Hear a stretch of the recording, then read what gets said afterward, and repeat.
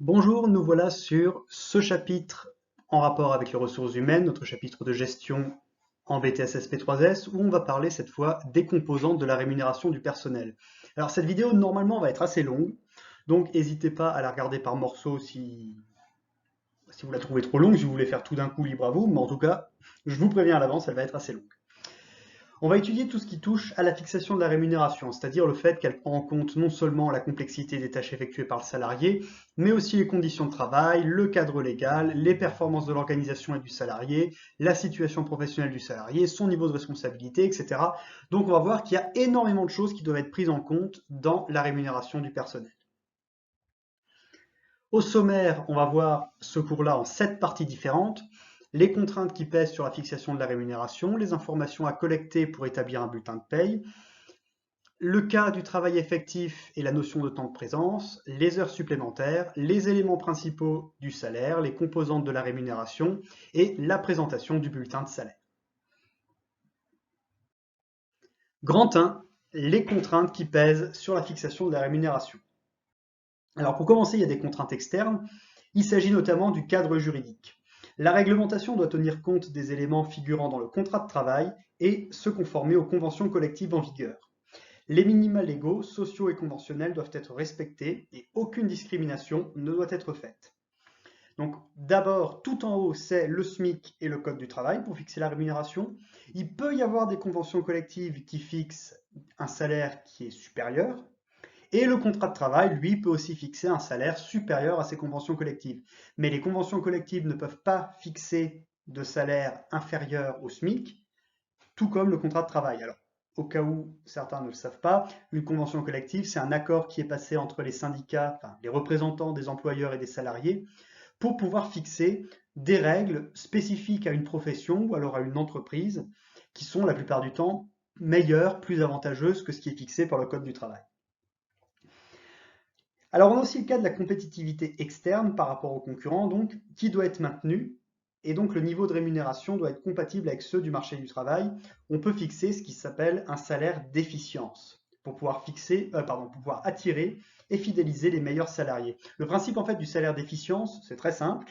Il s'agit simplement de payer plus ses salariés que la moyenne, de sorte à pouvoir attirer des salariés de l'extérieur si on en a besoin, et surtout de fidéliser les salariés qui sont à l'intérieur. Ce que je vous ai mis ici sur le schéma, vous voyez qu'on a 3 entreprises. Il y en a 2 qui payent en moyenne 1800 euros et une 2500. Logique, c'est l'entreprise à 2500 qui est la plus attirante. Et les salariés qui sont à l'intérieur de l'entreprise où ils sont payés 2500, ils ne vont pas forcément avoir envie de partir. C'est ça le concept du salaire d'efficience. Ensuite, pour les contraintes internes, on retrouve des contraintes comme l'équité interne, la classification et la hiérarchie des postes et des salaires. Donc ça peut dépendre des conventions collectives, des métiers, des zones géographiques.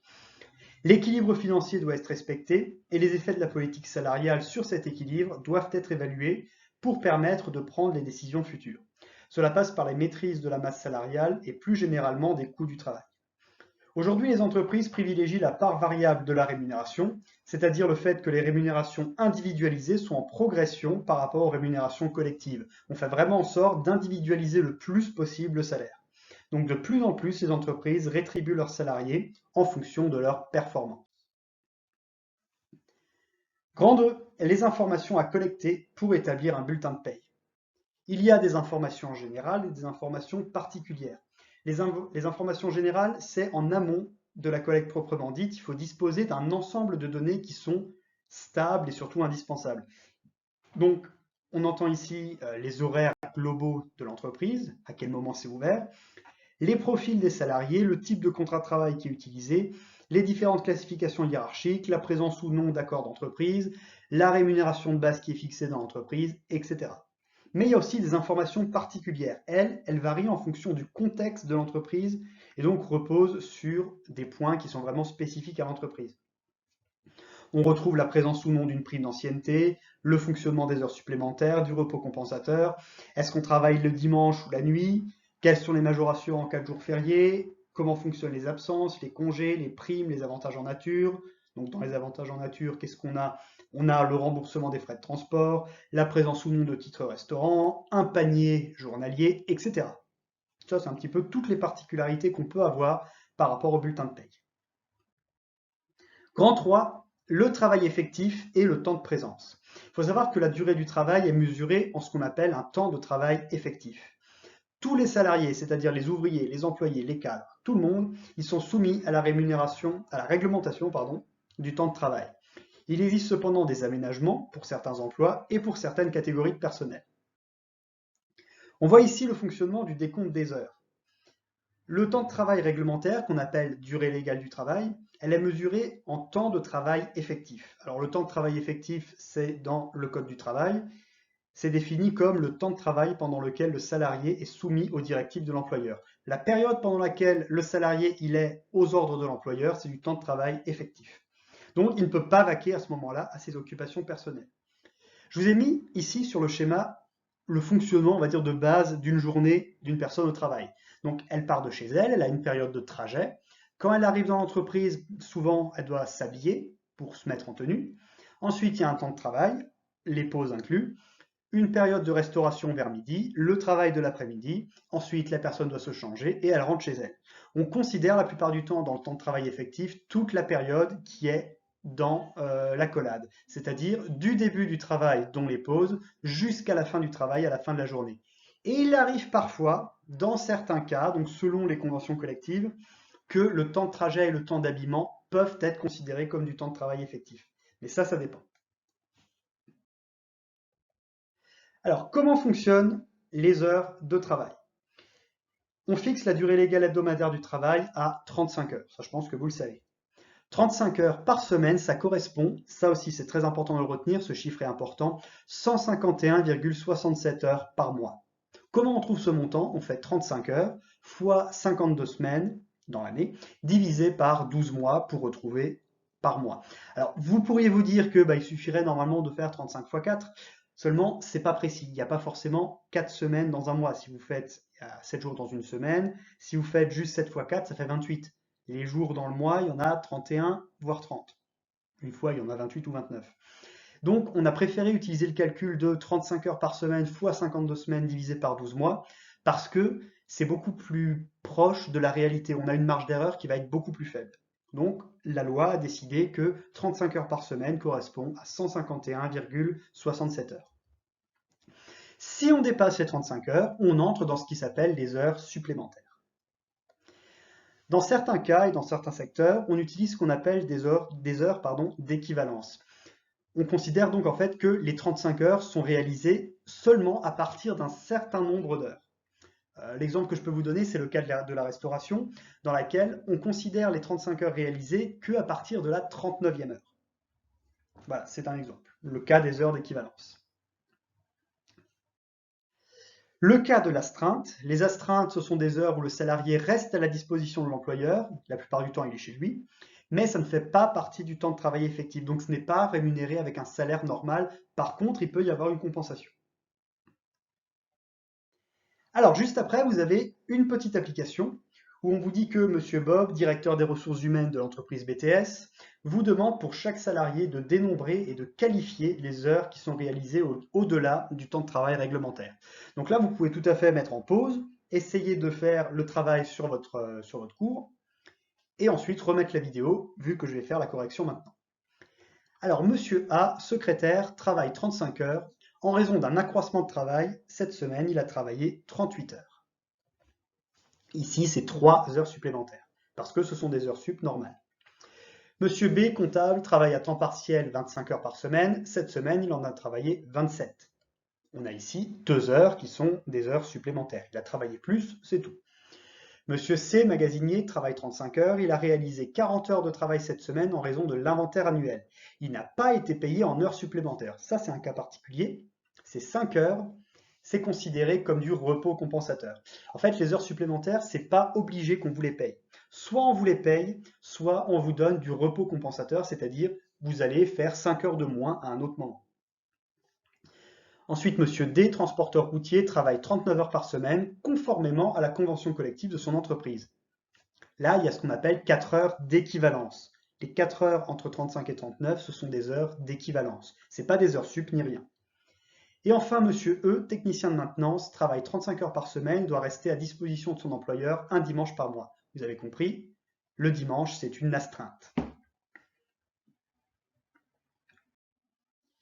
On passe maintenant au grand B avec l'organisation du temps de travail. Donc plusieurs règles qui sont fixées. Déjà, il y a un maximum journalier qui est de 10 heures. 10 heures qui sont extensibles à 12 heures avec un accord collectif, c'est-à-dire qu'on ne peut pas travailler plus de 10 heures par jour, voire 12 en cas d'accord. Et il y a 8 heures uniquement pour les personnes mineures et pour les personnes qui travaillent de nuit. Au niveau hebdomadaire, on ne peut pas travailler plus que 48 heures. Et pareil, on peut l'étendre à 60 heures exceptionnellement.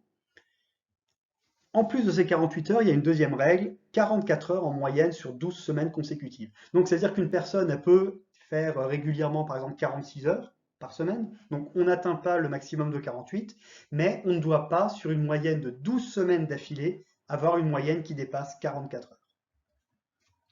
Ensuite, le 1er mai, c'est le seul jour qui est férié et chômé. Ça veut dire que si on travaille ce jour-là, on est payé le double. Si on ne travaille pas, on est payé normalement, mais si on travaille, on est payé le double. Et enfin, la durée mensuelle du travail, ce sont le nombre d'heures hebdomadaires que vous faites selon votre contrat, fois 52 semaines, divisé par 12 mois.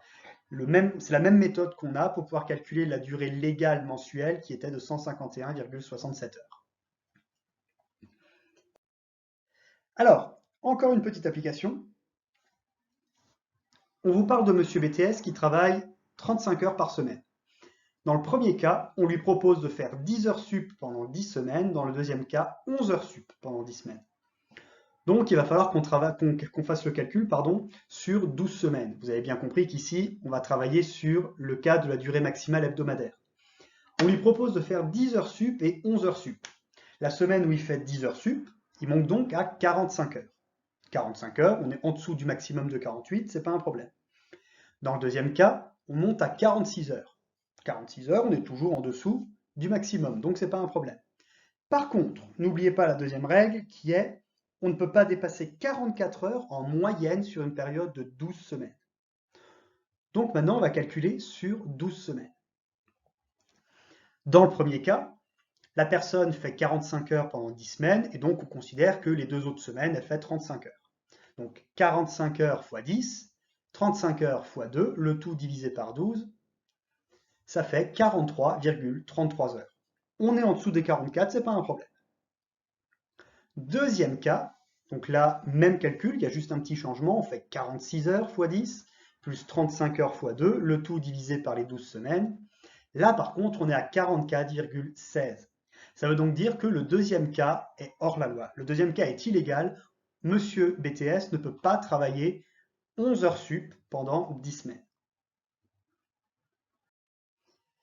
Au niveau des cadres, alors le régime de droit commun s'applique, mais les cadres disposent d'une certaine autonomie dans le travail et ils peuvent conclure une convention de forfait en jours sur l'année. C'est-à-dire qu'ils doivent travailler un certain nombre de jours dans l'année, donc maximum 218, et ils le font, ils le travaillent un petit peu comme ils le souhaitent. Ça, ils peuvent faire. Mais ce sont uniquement les cadres. Quatrième point, le cas des heures sup. Alors, les heures supplémentaires sont des heures effectuées au-delà de la durée hebdomadaire légale de 35 heures. Le décompte est effectué par semaine civile, c'est-à-dire du lundi au dimanche à minuit. Les heures supplémentaires sont limitées à un contingent annuel de 220 heures. Mais il y a des accords et des conventions collectives qui peuvent fixer un contingent différent. Si on dépasse le contingent, il faut informer le comité d'entreprise ou les délégués du personnel. Bon, maintenant, on dit simplement le comité social et économique. On en parlera. Donc, ces heures sup, elles peuvent soit donner droit à une majoration de la rémunération, soit à un repos compensateur, ce qu'on avait déjà parlé avant. Donc, au niveau du calcul et de la rémunération, je vous ai dit avant que ça s'effectue par semaine civile, donc on a un problème, c'est le cas des semaines qui sont à cheval sur 12 mois. La règle générale qu'on utilise, mais qui n'est pas une obligation, c'est que si c'est étalé sur 2 mois, les heures sup de la première partie de la semaine sont envoyées au mois suivant. Donc là, je vous ai mis un exemple d'une semaine qui commence le 29 du mois, et à partir du jeudi, on est le mois suivant. Comment on fait? On considère que les heures sup qui sont réalisées lundi, mardi, mercredi, là, ce sont des heures sup qui seront payées le mois suivant. Voilà, ça c'est le principe. Alors, petite distinction aussi entre le terme de jour ouvrable et de jour ouvré. Les jours ouvrables, c'est tous les jours de la semaine, sauf le dimanche, et les jours fériés qui sont habituellement non travaillés dans l'entreprise. Donc, c'est les jours où l'entreprise peut ouvrir. Les jours ouvrés, et attention, ce n'est pas jour ouvert, hein, c'est un terme bien particulier, c'est jours ouvrés, ce sont les jours qui sont effectivement travaillés dans l'entreprise. Et la plupart du temps, on en retrouve 5 par semaine. Alors, je vous ai mis une petite application juste en dessous qui n'est pas présente sur cette vidéo. On vous demande sur quel mois seront payées les heures supplémentaires effectuées le samedi 31 août et celles effectuées le lundi 30 septembre avec le cas que vous avez, le petit tableau que vous avez sur votre cours. Alors, pour les heures supplémentaires effectuées le samedi 31 août, le samedi 31 août, c'est le dernier jour ouvrable. Donc, elles seront bien payées au mois d'août.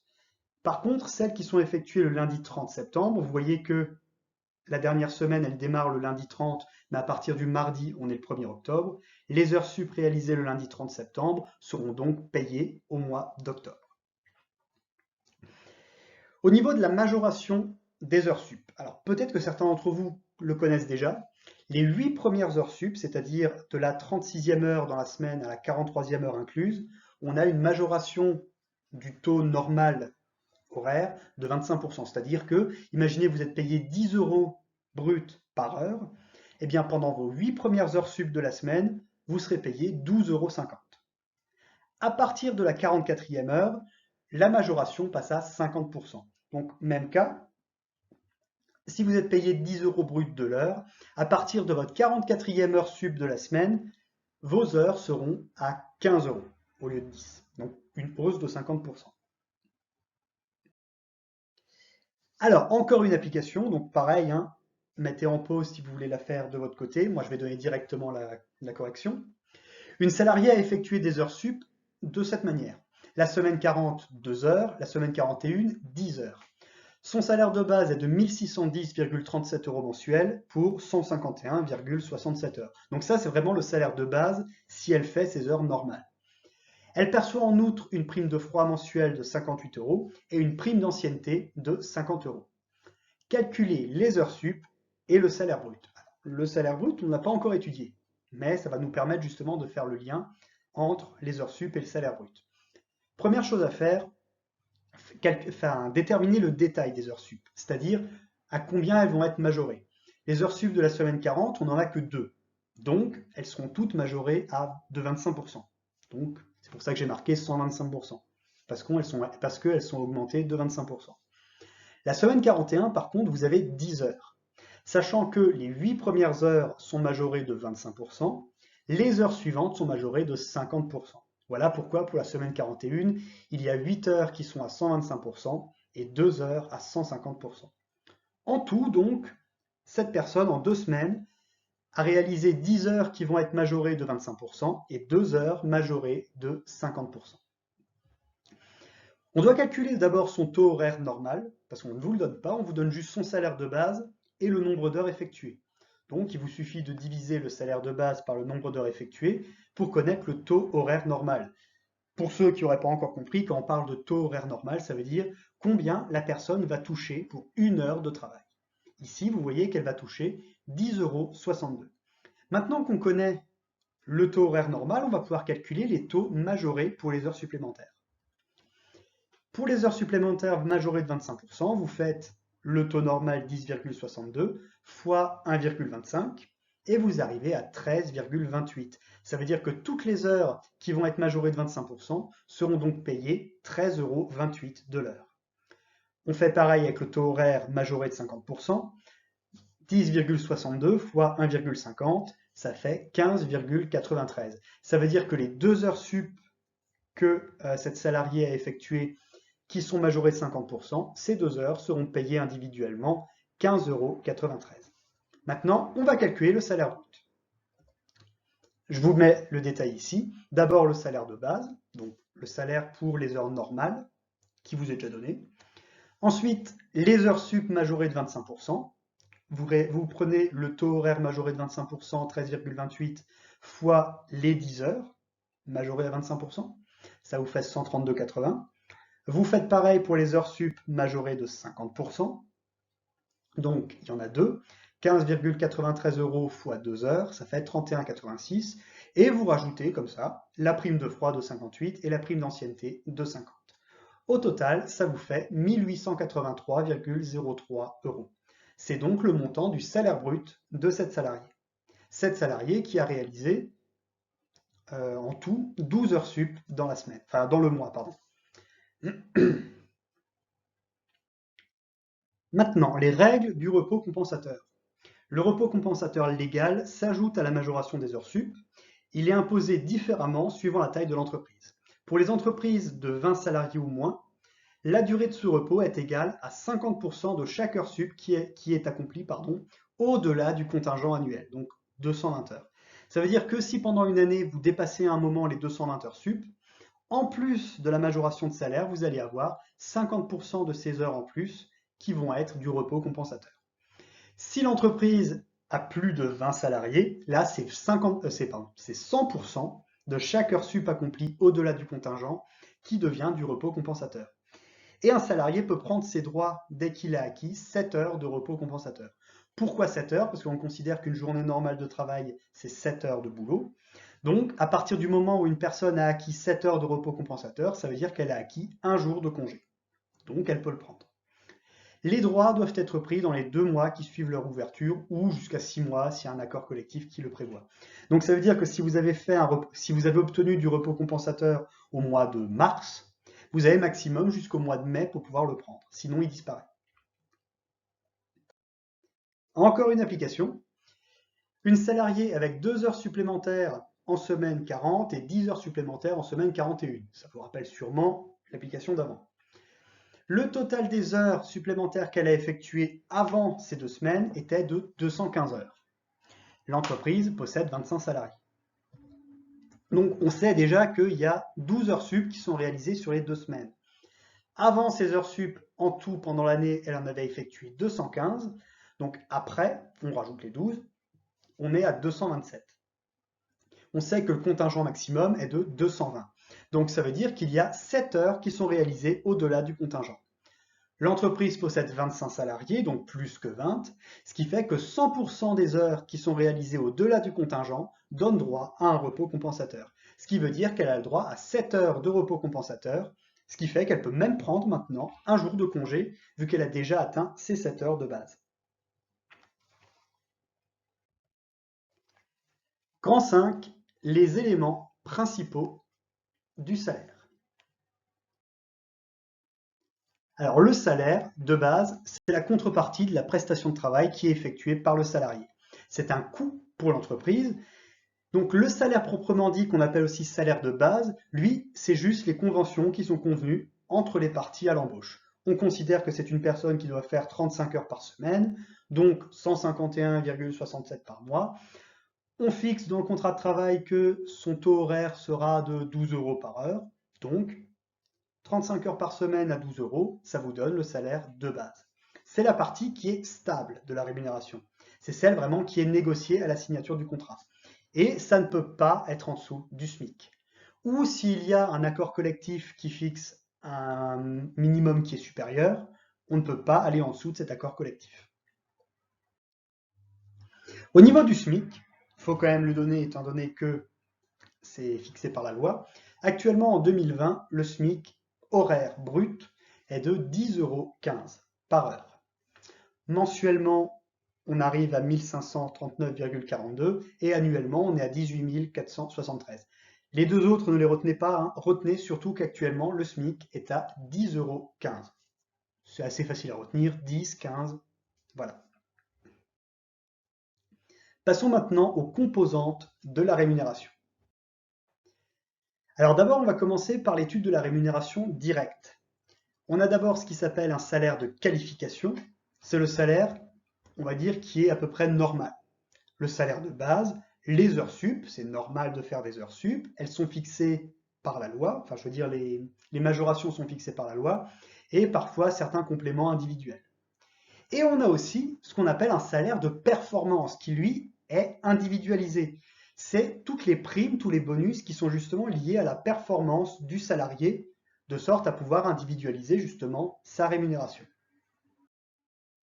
Alors ici, bon, je vous ai mis une petite vidéo que vous pourrez regarder en suivant le lien que vous avez dans le cours. Donc, je vous envoie à cette vidéo.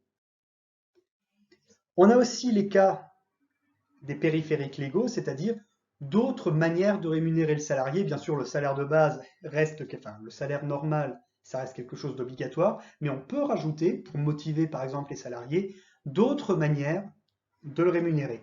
On a le cas de l'épargne salariale et de la participation, qui associe les salariés aux résultats de l'entreprise et favorise l'épargne collective, c'est-à-dire en gros, au bout d'un certain nombre de salariés, l'entreprise va être obligée de verser une prime qu'on appelle une participation aux salariés selon le bénéfice qui a été réalisé. Donc, ça implique les salariés dans les performances de l'entreprise.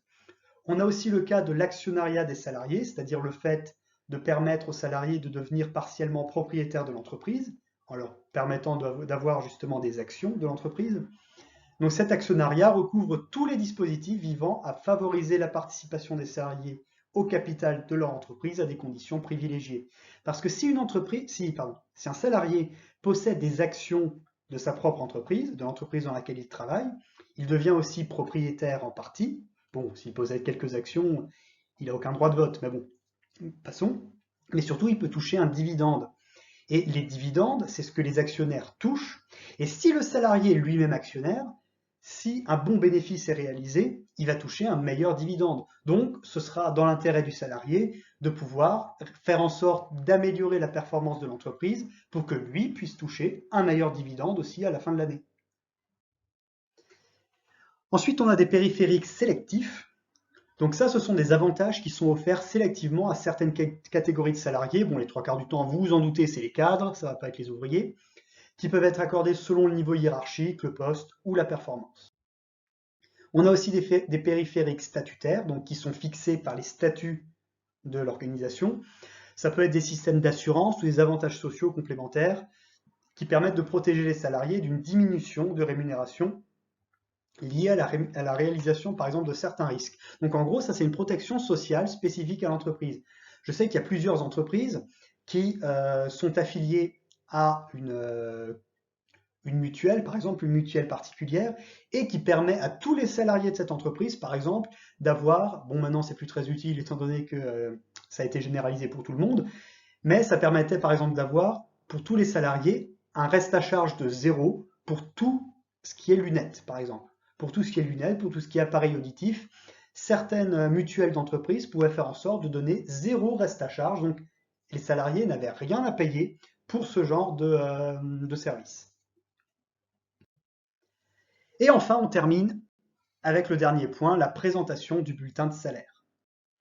Sur ce sujet, je vous envoie donc vers cette vidéo YouTube Dessine-moi l'écho qui vous explique comment on met en place un bulletin de salaire et comment on peut le comprendre. Je vous envoie directement à cette vidéo, vous pouvez mettre en pause et aller la voir. Et on se retrouve tout de suite pour la suite.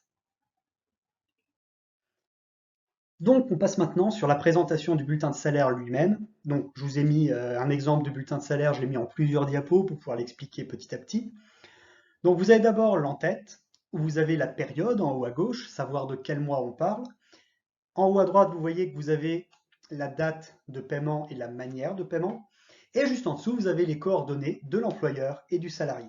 Pour le salarié, vous voyez qu'on met aussi son numéro de sécu, la date de début de contrat, le nombre d'ancienneté, enfin le nombre d'années d'ancienneté, et le type d'emploi qui est utilisé.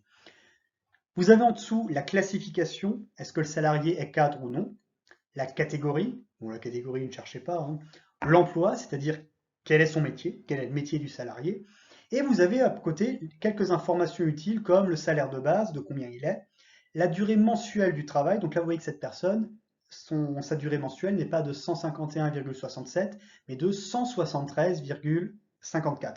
Alors pour info, ça correspond à peu près à 40 heures semaine. Et le taux horaire qui vous voyez est de 15,82, essayez de comparer un petit peu avec le SMIC qui est à 10,15, on est beaucoup plus haut que le SMIC. Ensuite, vous avez le début du grand tableau. Donc là, ça c'est la partie salaire brut. Le salaire brut, si vous avez bien vu la vidéo, il correspond au salaire de base plus tout ce qui est heures supplémentaires, primes, indemnités.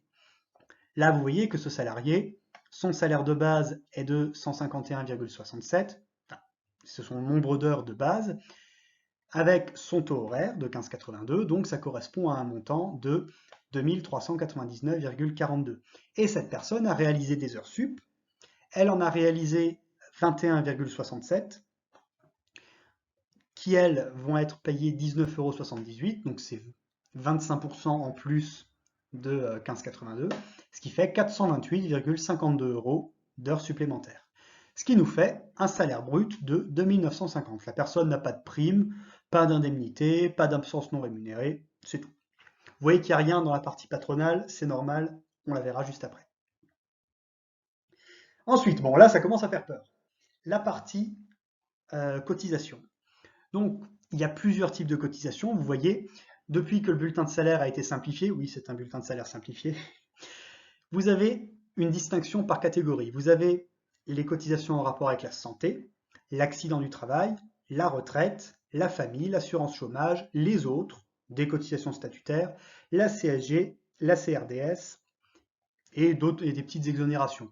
Ce qu'il faut savoir, c'est que déjà, on ne vous demandera pas de connaître toutes ces lignes. Sachez au moins qu'il y a des cotisations URSSAF.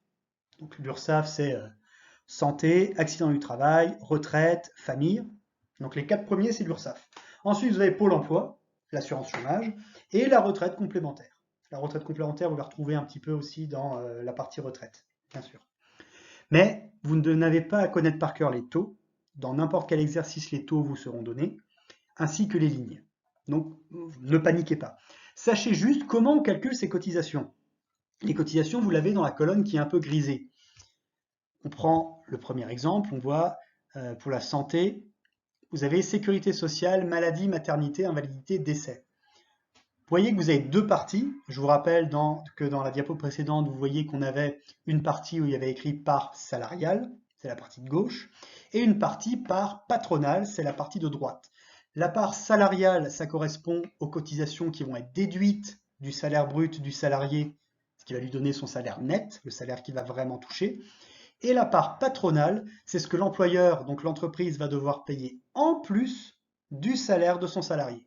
Donc là, par exemple, le cas de sécurité sociale, maladie, maternité, invalidité, décès. La base de calcul, c'est 2 950. Le taux qui s'applique, c'est 7%. Donc ça fait une part employeur de 206,50. Il n'y a rien dans la partie salariée parce que pour cette cotisation-là, le salarié n'a rien à payer. Alors au niveau des montants de base, je vais quand même faire quelques explications, même si normalement, dans le cours, je vous donnerai suffisamment d'infos. La base de calcul des cotisations, c'est simple. Soit c'est le salaire brut, et dans 80% des cas, ce sera le salaire brut. Je vous rappelle que là, notre personne, son salaire brut est de 2 950. Vous voyez que les trois quarts du temps, dans la première colonne, vous avez 2 950. Vous avez juste en bas, au niveau de la CSG et de la CRDS, un autre montant, 2 898,38. La raison est bien simple, c'est que la base de calcul de la CSG et de la CRDS, donc CSG c'est la contribution sociale généralisée, la CRDS c'est la contribution pour le recouvrement de la dette sociale. Et pour calculer leur base de calcul, vous devez prendre le salaire brut et appliquer un taux de 98,25%. Alors oui, c'est un petit peu lourd à retenir, mais dites-vous que essayez de le retenir, c'est une bonne fois pour toutes. La base de calcul de la CSG et de la CRDS, c'est 98,25% du salaire brut. Tout en haut, vous voyez aussi que vous avez le cas de la complémentaire santé qui est à 39,80. En fait, la complémentaire santé, c'est un cas particulier. C'est un montant qui est toujours fixe, donc là, il est de 39,80, et il est payé en partie par le salarié et en partie par l'employeur. Voilà, c'est tout. Donc, vers le bas, vous voyez que vous avez un total, le total des cotisations patronales qui est de 995,26 et un total de contributions salariales de 597,13. Les titres restaurants, prenez pas ça en compte. Et on arrive maintenant au net à payer avant impôt sur le revenu. Le net à payer, il vous suffit de faire le salaire brut, donc 2 950, moins le total des cotisations salariales. Vous arrivez ici à 2252,87. Seulement, il faut savoir maintenant qu'on est passé depuis 2019 à l'impôt qui est prélevé à la source. Pour trouver l'impôt prélevé à la source, il faut déterminer le net imposable. Donc le net imposable, vous l'avez en gros en bas à droite. Je ne vais pas vous donner à l'oral son mode de calcul, je vous laisse aller voir les fiches outils que je vous ai donnés parce que ça va faire beaucoup trop de nombres, la vidéo est déjà assez longue, et j'ai donc pas envie de vous perdre plus que vous ne l'êtes peut-être déjà. Donc vous calculez votre net imposable et vous appliquez le taux personnalisé qui est fixé. Le taux personnalisé, c'est pareil, si on vous demande de calculer un impôt sur le revenu prélevé à la source, on vous le donne forcément. Le taux personnalisé, on ne peut pas l'inventer. Donc là, vous voyez, il est de 8%. Vous faites 8% du net imposable qui est de 2028,30. Ça vous fait un montant d'impôt de 162,26. Donc maintenant, vous calculez votre net à payer après impôt sur le revenu, donc le net qui est réellement payé. Donc 2252,87 moins 162,26, ça vous fait 2090,60 € de net payé. C'est-à-dire, quand vous allez regarder votre extrait de compte, votre relevé bancaire, et vous allez voir que vous avez touché votre salaire, vous allez voir 2090,60. Il y a une différence par rapport aux 2950 qu'on avait vu juste avant, le salaire brut. Mais tout ça vient de ces cotisations. Et à quoi servent ces cotisations? On l'a vu dans le chapitre précédent sur les relations avec les organismes sociaux, ça sert à financer la protection sociale, l'assurance chômage, etc. Pourquoi est-ce que quand vous êtes malade, vous avez droit à des indemnités? Pourquoi est-ce que quand vous êtes au chômage, vous avez le droit à des allocations chômage? Parce que quand les personnes travaillent, les personnes cotisent pour avoir droit justement à toucher ces indemnités ou ces allocations. Voilà pour le fonctionnement du bulletin de salaire. On fera des exercices dessus, hein, vous en faites pas. Voilà donc pour ce chapitre. Donc quand je vous ai dit la vidéo allait être très longue, on est sur 37 minutes presque. Donc si vous avez lu cette vidéo, si vous avez vu cette vidéo d'un coup, peut-être qu'il y a plein d'informations qui vous ont échappé parce que ça va être quand même un chapitre qui est assez long. Donc prenez le temps de bien la revoir, réécoutez-la si vous voulez, écoutez-la avec le cours parce que les trois quarts du temps j'ai lu le cours à papier, je vous l'ai lu en même temps. Donc revoyez-le plusieurs fois. Je vous donnerai des exercices d'ici quelques temps. Essayons de faire ça assez vite. Et dans tous les cas, quand on se reverra à la rentrée de septembre, je vous redonnerai des exercices. On retravaillera un petit peu là-dessus pour rafraîchir un peu la mémoire. Voilà, donc je vous souhaite une bonne continuation et à la prochaine.